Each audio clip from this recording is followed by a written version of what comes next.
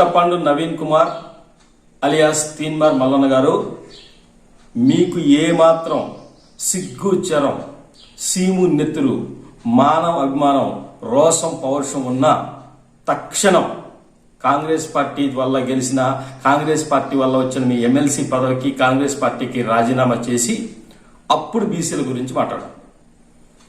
ఎందుకు ఈ మాట అంటున్నామంటే, మేము కేవలం మీ పాపులారిటీ వల్ల మాత్రమే మీరు గెలవలేదు. మీరు ఎమ్మెల్సీగా గెలవడం కోసం కొన్ని వందల మంది కాంగ్రెస్ కార్యకర్తల చెమట చుక్కలు ఉన్నాయి దాని వెనకాల. మా సత్తుపల్లి నియోజకవర్గంలోనే మా ఎమ్మెల్యే రాఘమయ్య గారు, మా దయానంద్ గారు ఎంత కష్టపడ్డారో మాకు తెలుసు. ఇది కేవలం నేను కాంగ్రెస్ కార్యకర్తగా చెప్పట్లా, ఒక బీసీ బిడ్డగా కూడా చెప్తున్నా. మీకు తక్షణం రాజీనామా చేసి అప్పుడు బీసీల గురించి మీరు మాట్లాడండి. అలాగే మీకు ఇంకొక మాట కూడా తెలియజేస్తున్నాం, మీరు భవిష్యత్తులో కూడా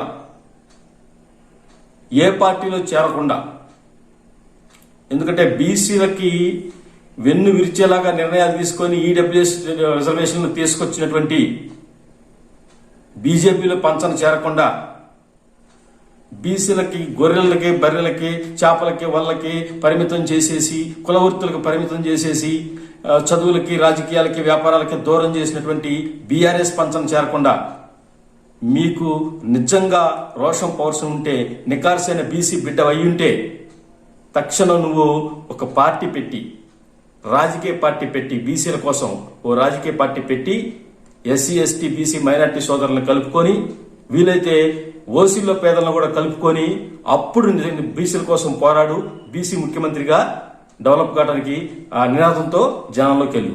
అంతేగాని ఇక్కడ ఒక పార్టీ మీద, ఒక కష్టం మీద గెలిచి, ఒక పార్టీ రెక్కల కష్టం మీద గెలిచి ఇప్పుడు అడ్డగోలుగా బీసీల గురించి మాట్లాడి తప్పులు అని చెప్పేసి, లెక్కల్లో లోపాలని చెప్పేసి ఇది చేయడం అనేది కరెక్ట్ కాదని చెప్పేసి మేము తెలియజేస్తున్నాం.